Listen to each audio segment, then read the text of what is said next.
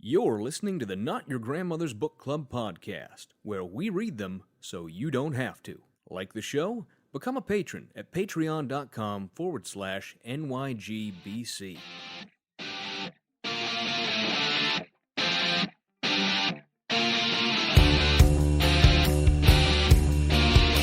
You should write a book, Fry.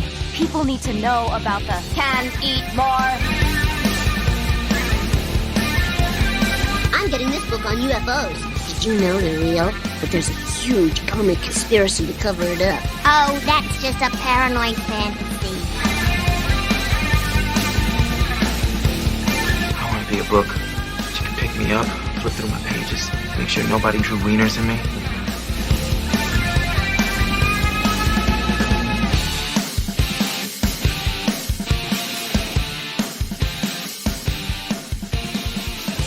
Hello, and welcome to the Not Your Grandmother's Book Club podcast, where we read them so you don't have to, because our brothers never told us to stop hitting ourselves. My name is Kevin. I'm joined as always by my co-host Benedict, Wanker Magazine's most eligible bachelor of 2013. Benedict, how are you today? I'm doing well, Kevin, thank you. How are you? Do you like that I finally asked after so many episodes how you're doing? I do, yeah. Normally it's like, what kind of cheese is the most cultured? Like, what? Sure, like, I never have a chance. How are you? It almost caught me off guard with its simplicity. I'm doing just fine, and we also have a very special guest with us today, Clint Heacock of the Mind Shift podcast, former pastor and Bible college? Is that what they're called? I'm not sure 100%. Yep. Bible college professor. Clint, thanks for coming on with us today. Yeah, great to be here. Is that different to a seminary, just out of interest? Yeah, it was undergraduate level. Gotcha. So seminary, you'd be doing higher ed, masters, and all that kind of thing. Got it. Okay. Excellent. Well, we brought you on today because this is the first chapter of the book that we're doing where we finally get to Christianity.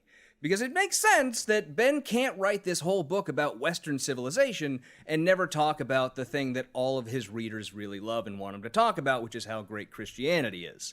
And so we thought it'd be best to have an expert of sorts on to help us out with that, as Benedict and I have long ago left Christianity, and both were part of more moderate religions, right? I grew up Catholic. Benedict was Church of England, but we know Ben Shapiro's audience is largely evangelical Christians in the United States, which is far more your bailiwick than ours. Excuse me, just a quick thing there. Are you telling me that the Church of England, which has basically said that hell doesn't exist, is not a serious Christian religion?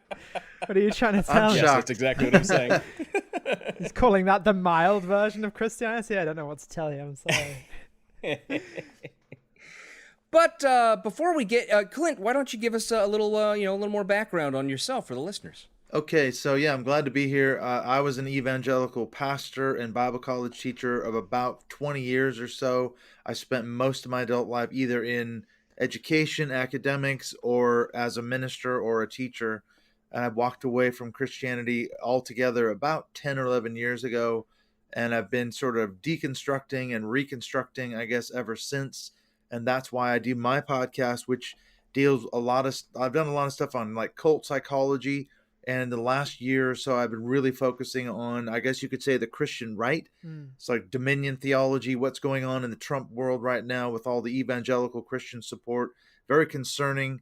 And so I've been devoting a lot of attention to that right now. Excellent. Well, we're glad to have you on with us today. And with that out of the way, why don't we return to our book review of The Right Side of History by Ben Shapiro, the Dollar Store American Psycho. Benedict, what did we read this week? Well, Kevin, this week we read Chapter 4, Coming Together, in which two completely things that do not go together at all are somehow smushed into a single thing unsuccessful.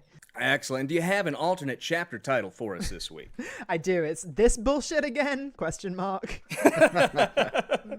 Not again. Yeah, not again. No, we get that. So it is similar, right, to every other chapter of this book so far. But we basically have gotten in every single book that we've read so far something along these lines, something similar to what the argument he's sort of building in this chapter about Christianity being the force that brings everything together. Yeah, it's like if you take all the good bits of the things I just described and pretend the bad bits don't exist, and then pretend that that's what Christianity is, then you're in a good place. Like, it's very weird. Yeah. And my alternate chapter title for this week is very simple. It's just, "Hey, Christians, buy my book, please." Need money, buy Pretty my book. simple. That's it. Yeah. We were talking about My this. wife's a bad doctor. She's proven that. I need more money. We were talking about this earlier. He has written so many books. I can't imagine. Like, Has he? Yeah, it's really like one a year. Like, he really churns them out, including novels, which is certainly something. Oh, he's done 3 in the last year. Wow. 3 books in the last year. It's incredible. He put Stephen King to shame, huh? Well, not really. Okay. As far as volume, he does. Yeah, as far as volume, certainly, but not Yeah. quality of writing. Word count. Yeah, just pure word count. Yeah. So we start off this chapter learning, like we mentioned at the end of the last chapter we did, that this is going to be where he brings together Jerusalem and Athens, as he says, and combines them, and the force that brings them together in his mind is Christianity. So he starts us off in the early Roman Empire, talking about how 10% of the Roman Empire was Jewish by the end of the 1st century CE, and that the 2 building blocks of Western civilization, Judaic revelation and Greek reasoning, were at war. Yeah, it's I don't know how you feel about this, Clint, but it seems a little off to me. I don't know. The Romans were so reverent of Greek culture, and then just to be like, oh, and Judaic revelation and Greek reasoning were at war. I don't necessarily think that they were. I think that the provinces rather of Judea did not like being under Roman control, but I don't think That's that they true, were yeah. specifically like at war with the Greek culture. I don't know if you have a take on that. I think that's true. I mean, that's where the chapter kind of starts, isn't it? He sets up this dichotomy whereby you have Jerusalem and Athens, as it were, these 2 competing worldviews, I guess. You have revelation on the one hand, the Judaic sort of Judaism, and then you have the Greek sort of philosophy, humanistic reason, and he says they're incompatible. And yeah, going into the Roman Empire, that's where a lot of the problems started, because Christianity became the state religion of Rome, and they were able to sort of merge those 2 worldviews together in Christianity, and that's where it just exploded. And that's what he gives the credit for it, is they were able to merge Greek philosophy and divine revelation together. Yeah. Yeah, and I mean, and also, I just want to point out what both of you overlooked, which is that obviously the Judean People's Front and the People's Front of Judea sparked most of this conflict. Yeah, so the mass demonstrations in front of Jesus on the hill, certainly, and Brian, of course. Yes, Brian. Yeah. So he lays out a couple of things here where he shows this difference between Greek it's and also Roman just and before you Jewish get thought. into this, Kevin, it's just like that kind of bad writing. And the second paragraph is, it was at best highly unclear whether consonants could be successfully attempted. Okay, like first of all, Yeah. unclear to whom.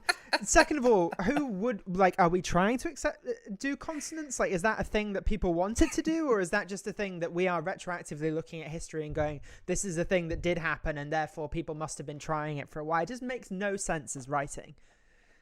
Well, I would say he uses the quote from Tertullian, and that's a critical one. It's been around. Obviously, it's been a highly touted quote. This quote about what does Jerusalem have to do with Athens? What does the church have to do with the academy? That's the dichotomy that he's kind of riffing on, isn't it? And saying, well, divine revelation on the one hand versus human reason, they are incompatible. And that's kind of how he starts the dichotomy off, by saying, well, we got to look at the Judaic roots of the whole thing, because they believed in divine revelation. They just accepted that there was a God and everything else, whereas the Greeks, they got there through human reason and philosophy, and the 2 are somehow incompatible. Yeah.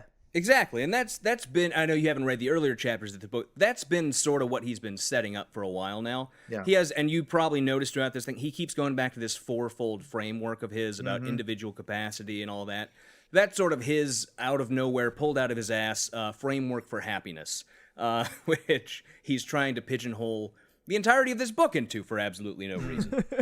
I was thinking when I read the chapter, I went and did a lot of research on Shapiro in this book after I read the chapter, but I immediately thought that it reminds me of, have you guys heard of David Barton? He's a Christian. Oh, yeah. Yeah, so he's a Christian nationalist, and he's a quote unquote historian. And it reminded me a lot of what Barton tries to do, where the danger of Shapiro's work, as I read it, was it sounds very plausible. He's got a lot of quotes, he's got a lot of citations, he makes sweeping views, sweeping claims, and it seems very scholarly. But when you really sort of drill down into his epistemological basis and his argument, that's where the flaws start to come across. But to the person who just reads it sort of at a surface level, it sounds really good. And it's like, yeah, the West is in decline and we need to return to Judeo-Christian values. Yeah, that's right. Damn right, you know? Oh, and I gotta say, at least as you brought it up, right? Ben Shapiro, this is the best writing we've read, because we've done Dinesh D'Souza, we've done Greg Jarrett, we've done a bunch of other people. This is unquestionably the best, closest to academic writing that we've come across, because at least he does citations. They're good citations. It's not a whole lot of Breitbart articles and stuff. Yeah, it's a lot better than every other book we've ever read, but it is deeply flawed at its core, especially when you consider basically what he means every time he says Western is white people. Right. Yeah. Yeah. That's the problem. It is. And like, you mentioned quotes. Like, there's stuff in here like that from Rabbi Jonathan Sacks, which just uncritically quotes him as saying, the God of history was the God of Abraham. Like, okay, according to whom? Right. Like, one guy. Yeah, exactly. Like, yes, Rabbi Jonathan Sacks is an important voice in this, but you can't just throw that out there as a quote and be like, we're not going to challenge that because it supports my thesis. In it. Yeah, exactly. Well, a lot of the argument from magnanimous quotation. Yeah, and that's why I say it's not disingenuous, but it is kind of dangerous in that sense that if you don't really know the foundation and the real history behind what he's talking about, you could easily just accept his argument because it sounds so scholarly, and he makes a lot of sort of A to B statements. This is the problem. This is the solution. A to B, straight line from past to present. And you think, okay, that cannot be that linear. It cannot be that straight. And we can't just assume that's the case. Yeah. Yeah, and he does treat his own writing somewhat as revelation, right? It's what I've noticed. He says things and it was assumed to be true. Like, we get up to the birth of Christianity. He goes, the birth of Christianity represented the first serious attempt to merge Jewish thought with Greek thought. Did it? I'm utterly uncertain that is true. Like, there is no citation there. Yeah, where does that come from? Right. I mean, I'm sure there are people who have said that. He doesn't provide us a good citation of that. And even if someone had said it, that doesn't make it true. Well, I was going to say, if you look at the context, historical context, okay, most of the New Testament was written by Paul, and he himself was raised, he was a Jew, but he was raised kind of in a Greek Hellenistic context. So that was part and parcel of his own worldview. You know, he spoke Greek, he was raised and educated, we think, in probably a Greek as well as a Jewish school. In Tarsus, this is the history of, I guess, Saul was his original name. So a lot of the New Testament does have that Hellenistic sort of flavor to it, but that was just his worldview. It was guys like Aquinas who really tried to make Aristotelian logic part of Christian theology. So you could say that was probably a definite merger of Greek philosophy and Christian theology, but it was centuries later. Yeah. Yeah, and we'll definitely get to that in the later parts of this chapter. He spends a lot of time talking about that. But to dive off into this chapter, we get to this and actually slightly before this first subsection we get to, which is called The Birth of Christianity, he has a paragraph where he says, quote, "These questions would drive philosophy and religion for the next 13 centuries, transform the philosophy and history of the European continent, and provide the next layer of foundational ideas in the building of modernity." And the ideas that the question that he's talking about there is whether the two traditions can be brought together. And the thing I think I wanted to bring up that also goes to the whole Aquinas thing is that we're looking at this later. And this is the same thing that Aquinas had, looking at things later, long after they had happened. And then ascribing that this is combining the two things, rather than, as I think happened, Aquinas and those who tried to bring Greek thought into Christianity, seeing that there was this really great stuff. If we can just find a way to pull this great stuff in, this makes us seem so much smarter. Yeah, he was trying to work out a comprehensive system. At least Aquinas was, whereas Paul, I think, was, well, there's a lot of issues there. Did Paul write all the letters of the New Testament? Some people think some of them are forgeries. There's a lot of issues in that, which I'm sure we don't want to get into the weeds there. But we can't just say, oh, Paul wrote most of the New Testament. There's a lot of scholarly debate around that issue too. Yeah. So we start off this subsection about the birth of Christianity, talking about how Christianity universalized the message of Judaism. And he says that's because Jesus' story was meant to extend to the entire world.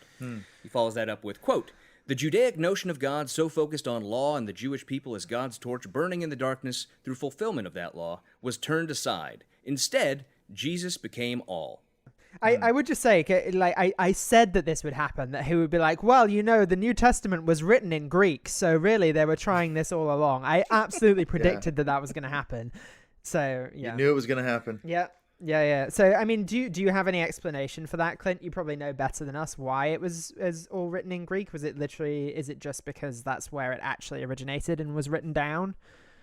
Well, that, as I was saying before, it's more, I think, to do with the influence of Alexander the Great, because he Hellenized so much of the Mediterranean world, and so therefore Greek kind of became the lingua franca of the day. It was the kind of language that intellectuals spoke, and if you spoke Greek, you could almost go anywhere in that world at that time and converse with people, no matter what local dialect they spoke. So I do think there's something to that they thought maybe, well, if we wrote it in Greek, because they spoke Aramaic probably more than Greek. Certainly Jesus did. So why this is another issue. There's another problem. Why were the Gospels written in Greek when Jesus and his disciples probably spoke Aramaic? So there's a translational issue right off the bat. But I think they were trying to make it more universal to a wider audience in that sense. But it is propaganda. If you look at it cynically, they're trying to push the claim that Jesus was the Messiah and all the rest of it, and that Christianity is all true. Yeah. Well, also, I mean, the Gospels, even the first Gospels, were written 60 years after Jesus, probably, right? Yeah. 60 to 80 years? Is that, Right. have I got And my Paul wrote- numbers right yeah. there? They were written after Paul wrote most of his epistles, if he did indeed write them. Yeah. So the Gospels came after Paul's letters, which a lot of people make the mistake that because the New Testament's chronologically, they start with the Gospels, then they go to Paul's letters. They think, oh, well, the Gospels were written first, and then Paul's letters were written afterwards, but that's actually not the case. And am I right? Mark was written first, right? That's what current thinking is. I think so. Yeah, most scholars think Mark was written first, and the others copied or were influenced heavily by Mark. And that's a whole nother discussion, about the synoptic gospel. If you want more on that, you can pick up whatever Bart Ehrman's. Oh, yeah, Bart Ehrman's Exactly. good on this. That's where I got it from anyway. Yeah. No, Bart Ehrman's fantastic. I love it. He's just an entertainer. But I mean, interesting on the propaganda Yeah. thing, because if people are writing this legitimately after the fact, like the Jews have already rejected Jesus at this point, so it's a bit stupid to write it in Aramaic when that's like a rejected narrative amongst the Jewish people. So if you're going to claim like this is the Messiah and people need to know about it, it makes sense to write it in Greek. Because who's your audience? Exactly, That's the question. Yeah. Exactly. It's written for a Greek audience, or a Greek speaking audience at least. Yeah. And speaking of propaganda, one of the questions I wanted to ask Clint, and because obviously, right, me, Catholic, Benedict Church of England, one of the things I've been trying to pick up through this book is when Ben deliberately panders to his mostly evangelical audience, and which is where I picked up on the bottom of one of these pages here, quote, Christianity's focus on grace rather than works makes it a far more accessible religion than Judaism in a practical sense. And that just stuck out to me as something deliberately aimed at evangelicals, knowing that, growing up Catholic, works is also a huge component for Catholics. Yeah, I think that's true, though. I mean, I thought the same thing when I read that quote. I thought, that really jumped out at me, too. And in a way, though, I kind of agree with him, though, because Christianity is a lot more universal than Judaism. If you want to be a follower of Judaism, it's a lot of work, isn't it? You got to keep all these laws, and there's all this stuff added to it. Whereas Christianity is, as historically we can see that it's grown massively bigger than Judaism ever has been. So he moves on here at this point in the chapter, and he starts talking about the dilemma or the difference between the polis and the individual, right? Because we know Ben Shapiro's. Not me. I know this is a problem every time we do this. I keep saying it as if it's you. Ben Shapiro, being a right-wing political figure, has to always put this focus on individualism, as though that's a huge component of all these things to begin with. And I know there's plenty of argument about the constant Twitter wars of Jesus would have been a socialist and all that stuff true, that goes on. But he moves on here and he starts talking about how Judaism had posited that the Messiah would be a political figure, not primarily a spiritual one. And that very idea put Judaism inherently in conflict with any powerful material empire. And again, that's an area where this sticks out to me a lot, given our current political times. Do we believe that Jesus was not a political figure? Because that seems to be the argument here. I think it's probably a fair argument to say Jesus. If you read Jesus out of context, or out of context of the interpretation of him, you could see a lot of his actions as being political actions if they were narrativized in that way, if you see what I mean. Like, if they were told with a slightly different spin, then you could absolutely see Jesus' actions as political. Yeah.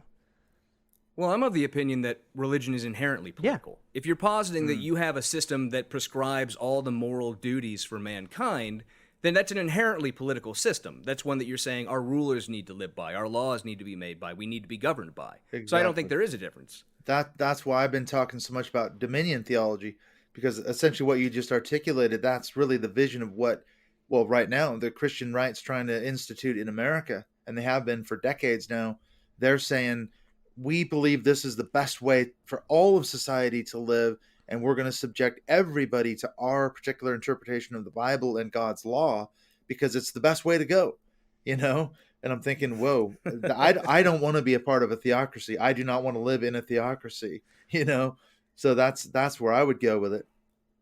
Yeah. And he does, moving on in this chapter, one thing that I also loved was, tying into that, he gets into some sort of implied shitting on the Catholic Church, where he very clearly talks about how the church, being that it was the Catholic Church at the time, basically the only one, he says, quote, "In reality, of course, the church would quickly centralize temporal as well as spiritual power." And that's far from the only time when he brings up the Catholic Church using their power throughout the decades and centuries. He says later, quote, "Defenders of Augustine said this was less doctrinal than an emergency defense," talking about Augustine's defense of compulsion, right? Was less doctrinal than an emergency defense. Either way, the Catholic Church would not shy away from the arrogation of power over the course of coming centuries. I will never get over, as someone who was not raised in this way, the differentiation that Americans make between Christianity and Catholicism. Because in everything I learned, like, Christianity is Catholicism. Like, Catholicism is Christianity, rather, which then branched off into Protestantism through Martin Luther's theses, blah, blah, blah. But, like, the way that Americans are just like, oh, there's Christians and then there's Catholics. Those are different things. Like, what? The cognitive dissonance there is really... The great American pastime is not baseball. It's shitting on Catholics. That's the great American pastime, So I was actually talking about this over the weekend. Did anti-Catholic hate come before, like, anti-Irish and anti-Italian hate? Or did the hatred of the immigrants drive the anti-Catholic hate? Which came first? Do you guys know? I think don't know the answer to that. I think it's an outgrowth of the Reformation, I would say. Yeah, I would imagine. Because as you say, up to about 1500, Catholic Church was the only game in town, in the West anyway. You had the Eastern Orthodox Church, but they weren't nearly as influential, certainly, as the Catholic Church. So after the Reformation, there was a lot of infighting between the Protestants and the Catholics, and I think that's the root of where a lot of the animosity between the two traditions comes from. So you think it's just like the Puritans came over while the Reformation was happening, and they just stuck with "we hate the Catholics" and never evolved from there? That's like... Well, yeah, I mean, look at European history. I mean, it was the wars of religion. Here in the UK, we had all these Spanish Armada. They were sent out by the King of Spain to unthrone Elizabeth, who was a Protestant ruler. And that was all theologically driven, because Spain was a Catholic country. So there's been, hundreds and hundreds of years of hatred between the two religions, Protestantism and Catholicism. No, not to mention Mary and Elizabeth having a back and forth, and the Houses of Parliament nearly getting blown up over Catholic versus Protestant. Yeah, there's a lot there. Well, going back, Henry VIII. I mean, he split from the Church of Rome not because of theological reasons, but because he wanted a divorce, and the Pope wouldn't allow it. So absolute king. He just went and formed his own church. He formed the Anglican Church, and that wasn't for theological reasons. So the Pope was very upset to lose England. That was a big it's because he was horny and needed money. That's why it's essentially Henry VIII's governing doctrine. Yep, I need a kid. Amazing. So we move on, and I do got to say, just as a subnote to that, right? Growing up and having, I think, I don't know, 12 years of Catholic school, however many years of Catholic school I had, and all of my non-Catholic friends always saying, "But you're not a Christian." That still annoys me to this day when Protestants think Catholics aren't Christians. It's just, here's the test for being a Christian. We've talked about this before on the show. Do you believe in Jesus Christ as a Lord and Savior? If yes, then Christian. That's Paul's test. Whatever isn't it? label you That's have. St. Paul. That's literally what St. Paul would agree with that Yeah. as a test. I hate to break it to American Christians, but Mormons technically are too. Oh, no. Yeah. So we move on to the next subsection in this chapter called The Victory of Christianity. And this is where he talks about how Christianity spread so far and so wide. And immediately at the beginning of this subsection, there was a quote that I had to look up. And of course, I knew he was misrepresenting. He has a quote by the Emperor Julian, which, as he writes it down, reads, quote, it's a chopped up quote, so I have to sort of read the whole paragraph. But he says, quote, Emperor Julian, a committed opponent of the church, spoke of pagan shortcomings when compared with the moral character, even if pretended, that's in quotes, of the Christians, including their, in quotes, benevolence towards strangers and care of the graves of the dead. And so when I looked that quote up, the one thing I noticed immediately was almost all the Christian websites that were parodying that quote were leaving off the beginning and the end of that Go quote. ahead. I'm shocked. Almost all of them. The full quote, as it reads, is, quote, "Why do we not observe that it is their benevolence to strangers, their care for the graves of the dead, and the pretended holiness of their lives that have done the most to increase atheism?" That's the full quote in its context, and of course you can see why they would want to chop that up a little bit. I also like the bit where he's like, oh, there were about 1,000 Christians in the year 40. By the year 300, there was some 6 million. And he was like, this was an immediate and far-reaching success. Like, that's hardly immediate. Yeah, just exploded. Yeah. But you got to keep in mind too that from the Roman point of view, Christians were atheists.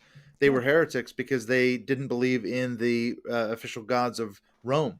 So they called them atheists. They called them heretics. And I think what he means there is that they didn't, believe in the gods of Rome. So from their religious point of view, they were heretics and atheists. Right. So yeah, it's an interesting take, isn't it? Right.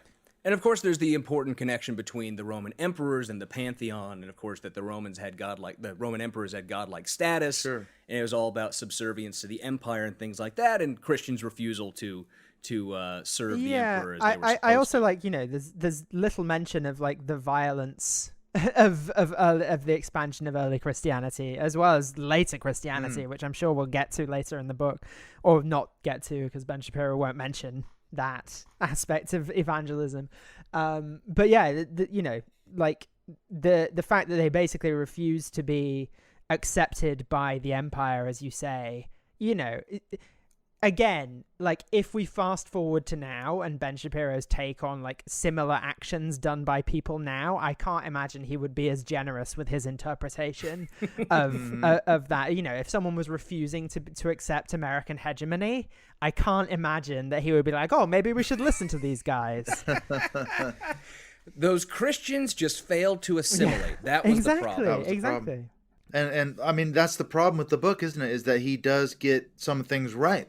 It's true that Christianity was violently persecuted in the first few centuries of the Roman Empire when they, after Jesus, and all the events of the Gospels, they were persecuted viciously. And a lot of them were martyrs and all the rest of it because, as you say, they didn't bend the knee to the emperors of Rome and Roman religion.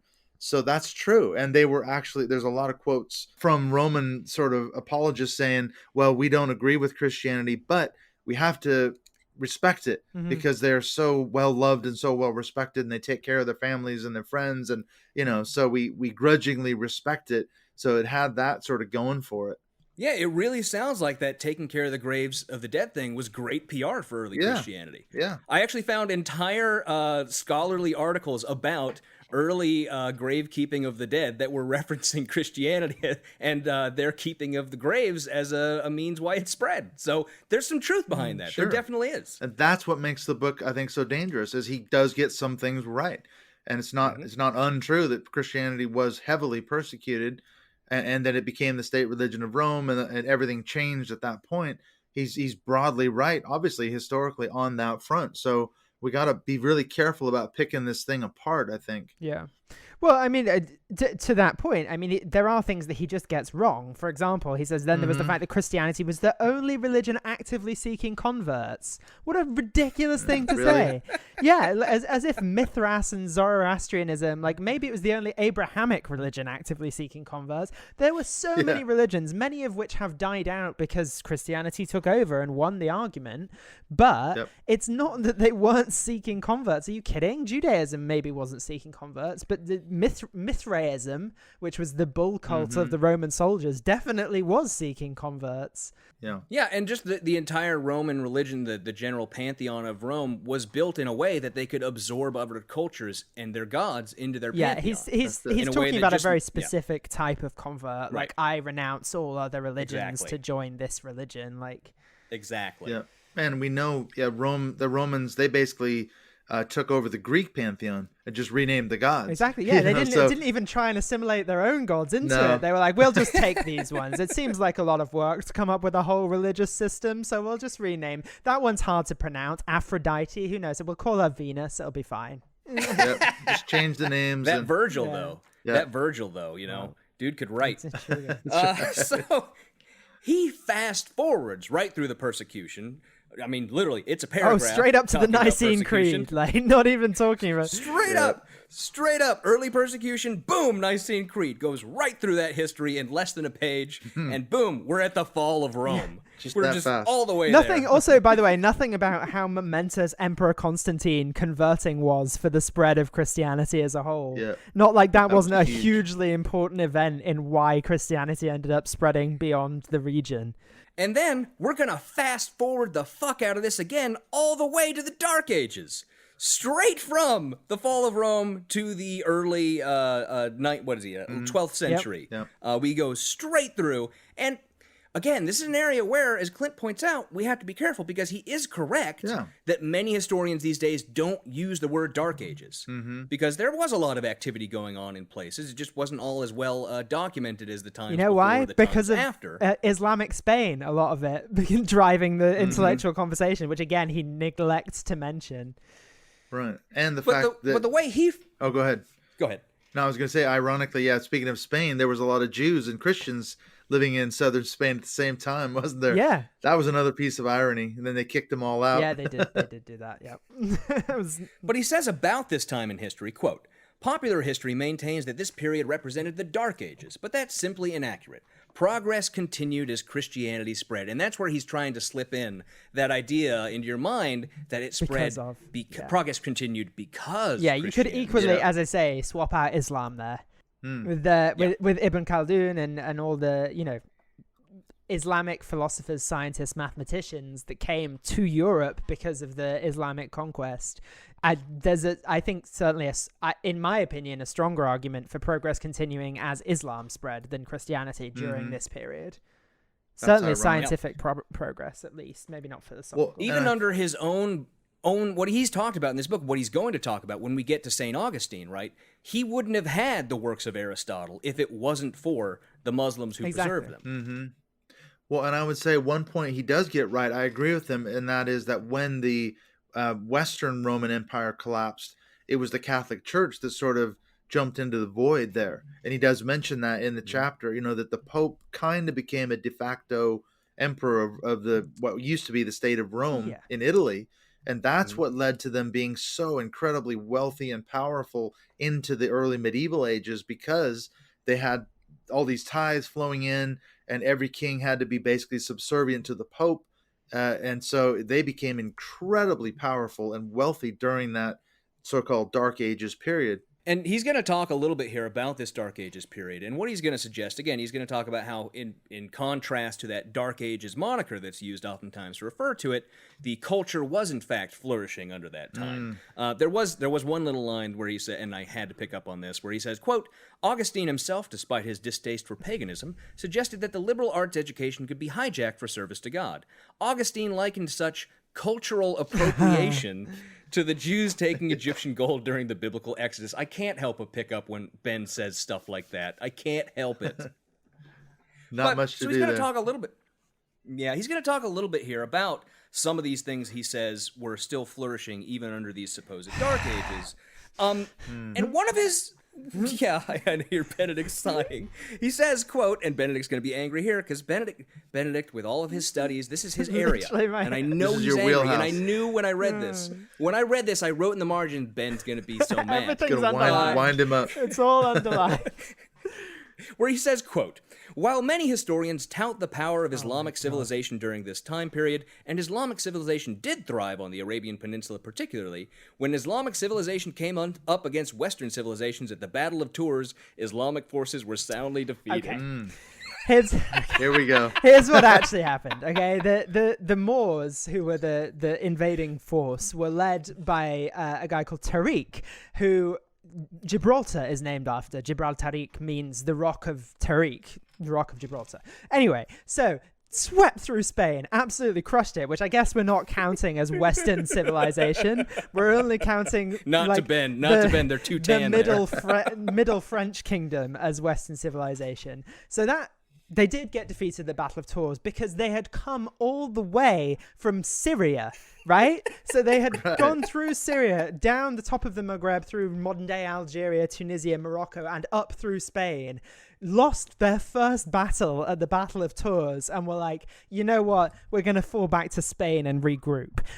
That's what they did. And then what happened was there was a lot of infighting within, so the Caliph back in the Arabian Peninsula had basically a falling out with the emir of Spain, and they decided essentially to declare Spain as its own kingdom and stop their expansion efforts. So it's not like, had they tried again, they might have been successful against Western civilization. Also, love the fact that we just don't talk about, like, it's really difficult to fight a war away from your home base, which, you know, the Christians discovered when they tried to take and hold Jerusalem during the Crusades, which did not work out well. So, you know, it's not like they came up against the power of Western civilization and instantly fell apart. It's that it's really hard to invade countries, especially when they're hundreds of miles away from your power base. Exactly. But he makes I could listen to Benedict angrily explain Spanish history for hours. Okay. Yeah, it's there we go. That's all I'll say on the matter. If anyone wants further information, you can get in touch. Yeah. But if you didn't know that backstory, the history, he makes it sound like there was one big cataclysmic battle, East versus West, and West triumphed over the Islamic forces, and that was the end of it. Yeah, well, but there's so much the West more. has traditionally gotten very lucky about stuff falling apart at home in the middle of mass invasions. Like when the Mongols came and they conquered Hungary, and there was nothing between, like nobody between Hungary and like literally the Atlantic Ocean could have stopped them, except the Khan died and they had to go home, because it's a Mongol tradition that everyone has to go home for like the next Khan to be sworn in. Like, so it's literally Europe has got very lucky in that some of the invading forces, like things have fallen apart at home during the invasion, and the invasion has had to turn back. And it's also Europe just didn't matter to most people for a long time because it had no resources. People are like, oh, we lost a battle. There are just some rocks over there. I guess it's not worth it. Like, it's also very much what Clint pointed out. It's very much a bullshit Samuel Huntington Clash of Civilizations view of East versus West. When we're talking about discrete armies and discrete countries or whatever the form they took at that time, right? It's nonsense to say that this was a battle of West versus East. But the next paragraph he gets to in this chapter was probably more disturbing to me, where he said, quote, by the 8th century, Christian leaders were crusading against enslavement, parenthetical, except notably for the enslavement of Muslim war captives. Monasteries were engaging in proto-capitalism as well. Furthermore, the Catholic Church was responsible for learning and teaching. Virtually all literacy sprang from monasteries. He says all of that like it's a good thing. Other than the nonsense he said about Christians being against enslavement, which, see the rest of history after that for how well that worked, all that sounds bad to me. Yeah, I would say, I mean, you know, I studied a lot of medieval texts, and again, it's like there is a lot of non-religious stuff in there as well, that the monks would just be like, okay, I guess we better copy this. Like, there are a lot of kind of pagan Spanish texts, and they often get imbued with like this weird like Christian lens but like there are histories of Alexander the Great and stuff that do come out of monasteries, particularly in Palencia and in France as well, around those regions like Occitan and stuff. So I mean, there is some stuff there, like that the monasteries did literally, like no one else could read at the time, so they did preserve a lot of knowledge there. So that's not necessarily a bad thing, is all I'm saying. Like it's not just religious teaching. But you get the sense that the medieval church, they didn't suppress science or learning or advancement. In fact, it advanced because of the church. But that cannot be the case. No. There's no way that's true. No. You know, the church... Introducing Galileo Galilei. Yeah. So he moves on, and what he's going to start turning us into next is where science and democracy comes back because Greek reason was reintroduced into the And again, West. how did this happen? We went over it already, but it's because it got translated into Arabic and back into the European vernacular. Absolutely. So he spends a little bit of time talking about the history of scholasticism in the West, and whatever. I bought scholastic books when I was in school as a kid. It's a bad joke. I don't know if that is a bad joke. I don't know if Clint. I know Clint's a little older than the rest of us, but those were that's a brand of books they sell to school children. Oh, really? Yeah, I missed out on that Scholastic one. books. Scholastic books is the one you ordered out of a catalog. But so he talks about how Aristotle's works in the 12th century were rediscovered by the West. That he mentions, he brings it up. He doesn't hide it. That they had been I would say he maintained by the glosses over Arab-speaking it a world. little. Yes, barely a paragraph talking about. But after he says that happened, he just has one of those little hate short, it so much. one of those terrible short sentences we love, where he just says Athens was back. I love that you gotta part. have I literally wrote. You gotta have the pump up We're music back, start baby. playing after that. I wrote. I changed the period to a comma and wrote "baby" afterwards. Like that's. It had to be done. And so he goes through a couple of leaders he claims were in this attempt to unify Athens and Jerusalem. Maimonides is one of them. And then, of course, Thomas Aquinas is the big dog who we're going to spend a lot of time talking about throughout the rest of this chapter. And he said about these philosophers attempting to unify the two, quote, Aquinas, like Maimonides and Muslim philosophers like Al-Farabi, concerned himself, therefore, with proofs of God's existence. This was, in and of itself, somewhat revolutionary in the Christian world. Judaism offered no proof of God beyond revelation. God was simply the creator, end of story. Which, again... Is that not is just an true of example Christianity also? Like, Yeah. It's literally the same. I was going to bring up how it's like what we had in the last chapter, where it's Ben not understanding where all these religions he's talking about are the same. It's true. But he does then go on to talk a great deal about Aquinas and Aquinas' attempts to come up with a logical proof for the existence of a God. Which he did. I mean, he tried to. He had all these proofs of God's existence. And I always wondered when I was studying him in seminary, why did he feel like he needed to have all these? Were people like going, I don't think God exists in the 12th century. Oh, let me prove that God exists by using Aristotelian logic, which you've definitely heard of. Like, yeah. You've never heard of Aristotle, but he's just been discovered by these Muslim scholars. I was going to say what's strange is when I was studying my doctoral thesis, I went through the scholastic period because I was studying scholastic preaching, and that was actually a thing. So you had guys that took Aquinas' teaching, and then they would make sermons out of his sort of theological system. And the funny part about it is, as the centuries went on, the whole scholasticism got so arcane. It got more and more and more complex to the point where part of what Luther was reacting against was how incredibly complex and arcane this whole system had become. And he was like, this is meaningless to the average person on the street, as it were. They don't understand any of what you're talking about. This is so ridiculously overblown. You're overthinking everything, so that's kind of the trajectory of what ended up happening with a lot of Aquinas' theology, I think. yeah. Yeah, that's fascinating. Yeah, no, that's really interesting. I hadn't thought about that. But yeah, it's essentially like, listen, peasant, do you understand what Aristotle would say about this? Yeah, Like, I've got 12 points here, and it's points with subpoints, and that's how the sermons got. They were kind of similar to the expository sermons of today, where you have multiple main points with multiple sub points underneath. And by the time you're done, your head's exploding. You can't understand any of this, And so this was part of Luther's program, was to simplify it and explain it to the common man, as it were. So he was going against what Aquinas started centuries before. Yeah. And he continues on. He talks about, he goes through a little bit of Aquinas' arguments and how it was a combination of revelation and reason, all that sort of stuff. And then he has to throw in a dig there about the Enlightenment. He gets onto the Enlightenment, obviously. Which he and he has to allegedly throw in loves. this dig about the Enlightenment, which he allegedly loves.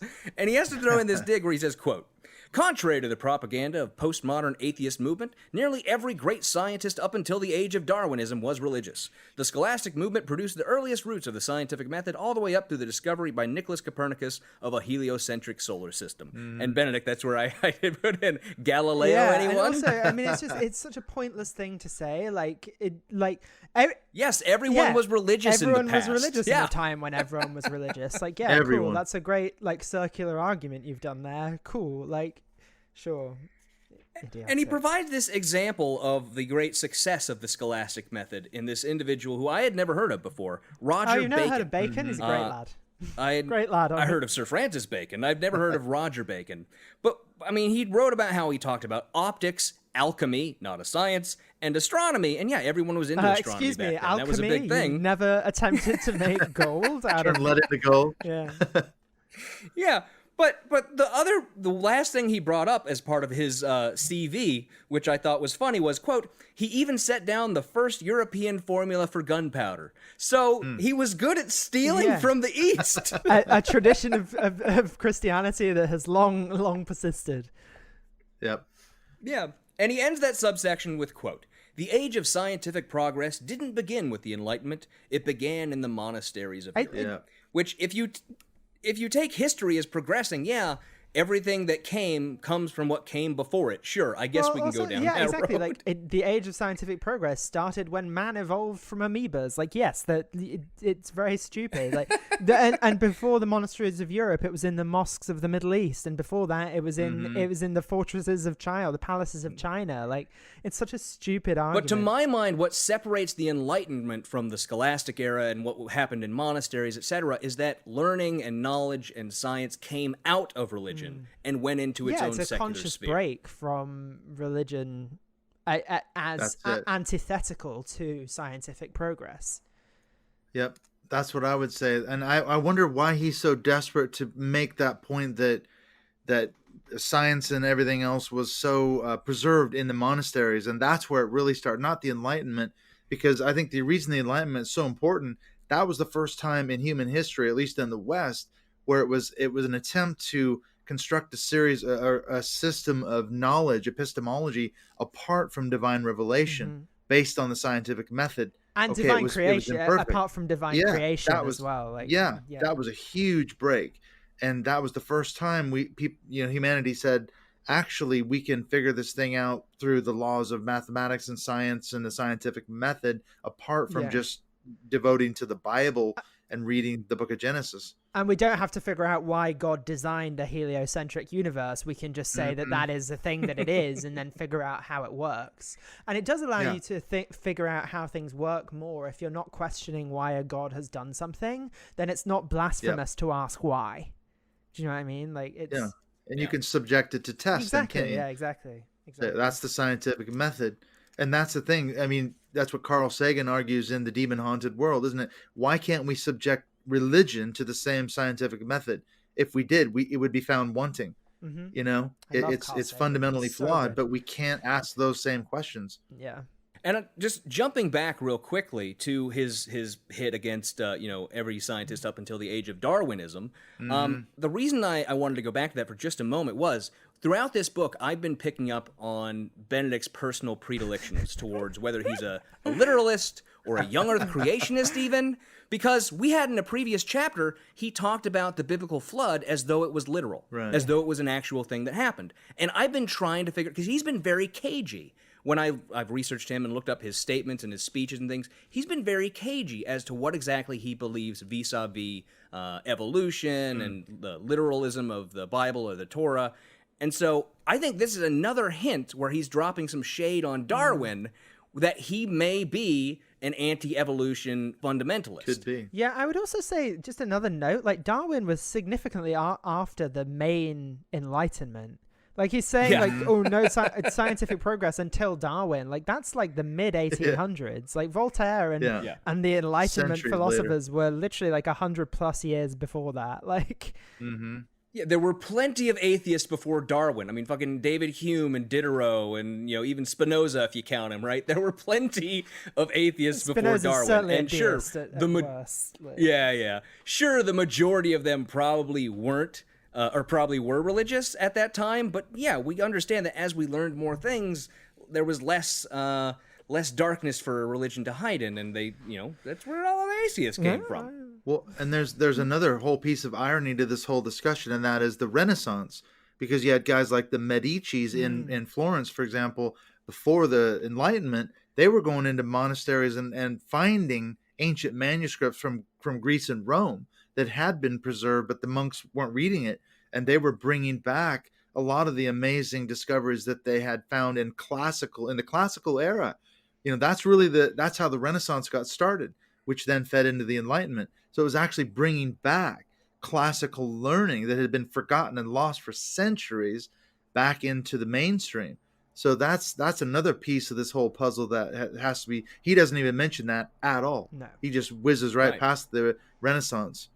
Yeah, that's true. I hadn't thought about So, that. I mean, I think we can see where he's taking this argument that he's stretching to support his whole religion's important thing, where obviously because the church had money, they had monasteries, they had people who were devoted to working on manuscripts and maintaining them, obviously a lot of this knowledge was passed down that way throughout the generations. That doesn't support any of the arguments that he thinks flows from that, however, that it was critical, as though, it's the counterfactual historical narrative, right? If Christianity didn't exist, there very well may have been another religion or another organization that had taken its place that would have done the same thing. And so, one of the examples I go to for that is Anathema by Neil Stephenson, which is basically an example of a world he's created in the novel where it's the scientists who go into monasteries and hold themselves there. Right, who sequester themselves from the world, and it's the outside world that is religious and holds superstitions and all those sorts of things. I just love that as a counterfactual example. I know it's not realistic in any sort of sense, but I love that concept, right? And it gets to the core of it. The core is not that it was religion that was inside the monasteries that was keeping these things together, it's that there was an organization that had a system for preserving all these ancient documents and ancient ideas. I think we got to step back now that we've kind of dealt with the chapter a little bit. What's the thesis of the book itself, which is that the West is in decline, and particularly the United States in particular, and the solution for that is to go back to this Judeo-Christian ethic. And that's why I think he's so desperate to preserve this argument that it was the church that was preserving knowledge and fostering scientific progress and all these wonderful things. That's why we got to go back to a Judeo-Christian worldview, as it were, and that's the solution to the decline of America and the West. So to me, that sums up his argument as far as the whole book. I don't know what you guys have thought about or talked about his sort of thesis statement of the book itself. Well, it's strange to me because Ben is Jewish. And so him supporting a theocracy of any sort in the United States seems to me to be a scary proposition, knowing that in general, it would be a Christian theocracy. It would definitely not be his religion that would be in charge. So I do constantly wonder through reading this book, what exactly is he pushing for? And I hope when we get towards the end, he'll lay out sort of his conclusions as to that. I haven't read that far ahead, but I do wonder what exactly does he think is the end outcome of these ideas he posits, which in general do have to do with bringing religion back as a major force in lives. Yeah, specifically the Judeo-Christian religion. And that's why it's the same sort of program intellectually as a guy like David Barton. He is out to, quote unquote, prove that the founding fathers of America intended America to be a Christian nation, and that was their vision, and we need to go back to that to recover what's been lost. It's exactly the same thesis sort of argument as a guy like David Barton, I think, and that's the danger of it. Yeah, no, I mean, I also have not read far ahead, but I think I share similar worries about the argument as a whole, and I think hopefully people can see its flaws. But because I think people like Barton are very clear that it's Christian theology. Yeah. It's a Christian theocracy that they're aiming for. Ben, I think, because he knows his audience is largely not Jewish and largely evangelical Christians, has to be more cagey because he doesn't want to write down in a book that we need a Christian theocracy. But he knows that that's what his audience wants. But I think the key phrase that gives the whole game away is the phrase Judeo-Christian. Yeah. And the reason he inserts the word Judeo is the same reason. I mean, David Barton will say Judeo-Christian, America was founded on Judeo-Christian principles. It's just a piece of red meat tossed to that Christian Zionist part of the puzzle. So, and it's also to the Jewish population as well. They're saying, well, if push came to shove, any Christian would, real evangelical, would have to admit that a Jew is not going to heaven unless they accept Jesus as their Messiah. So really, this whole Judeo piece is bullshit. It's just a piece of red meat. So they don't really mean that they're equal with Christians. You know, it's just saying, well, what we believe is somehow like America's laws were founded on the Old Testament laws or the Ten Commandments, and that's the Judeo part of the Judeo-Christian, which I see that in Shapiro's argument as well. And I think it comes back to, in large part, this, what I always call the political religion of the Republican Party, which is a form of evangelical Christianity.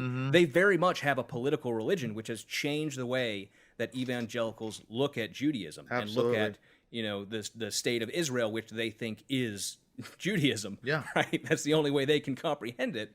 Yeah. I think it all comes back to that, and he knows that's his audience, and he knows he has to throw him that red meat. You're talking about Christian Zionism. I mean, the support for Israel in evangelicals in America, man, that's huge.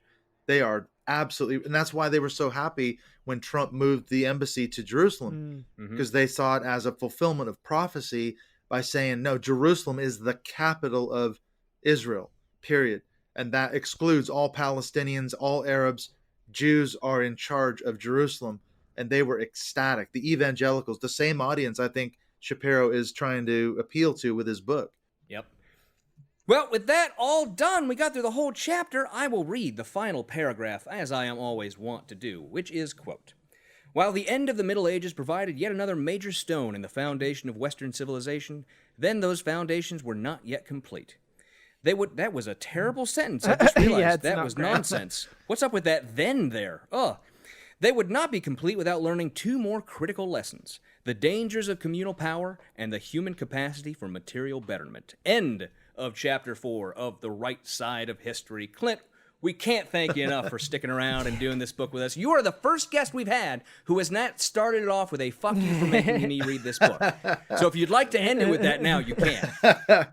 No, I actually did enjoy reading it and picking it apart and doing some research on it. So yeah, I love academic pursuits anyway. So it was just, I treated it as another research project, basically.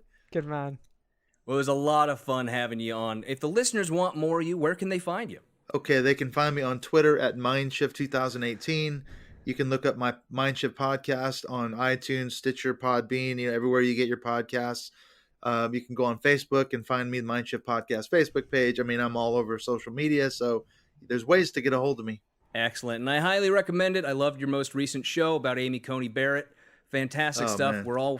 That's all we can all think about right now. Absolutely. So it's always great to be timely in covering those sorts of things, which we don't have the benefit of because we're stuck with these stupid books. Thank you for listening. We hope you enjoyed the show. Remember, if you just can't get enough of us, you can go over to patreon.com/NYGBC and become a patron for as little as $2 an episode for patron-only episodes, shout-outs on the show, drawings to win our copies of the books we read, and more. I want to give a special shout-out this week to our newest patron, who I know I gave on the last show, but it wasn't a new show, so I wanted to give it on this one. Our newest patron, Savi Aquino. Savi, thank you so much for joining as a patron. In addition, we have to thank our other patrons, Glaurung the Deceiver, Danielle, Terrified will be pecked to death by lame ducks, Becky Scott Fairley, that's a winner. Becky Scott Fairley, Stephen and Cindy Dimmick, AJ Brantley, Taro Tucanon, Skeptical 7th, and Andrew Jenko. Thank you all, as always, for being our patrons. That's it for this week's show. Till next time, I am the law. Goodbye. Goodbye.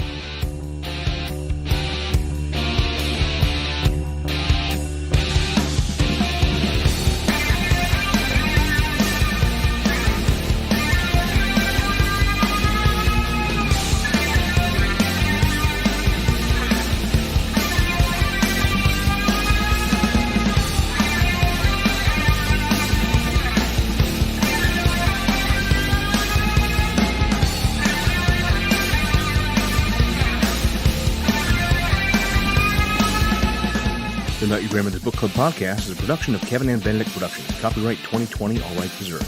Music for this podcast is by Silverman Sound Studios. Find out more at silvermansound.com.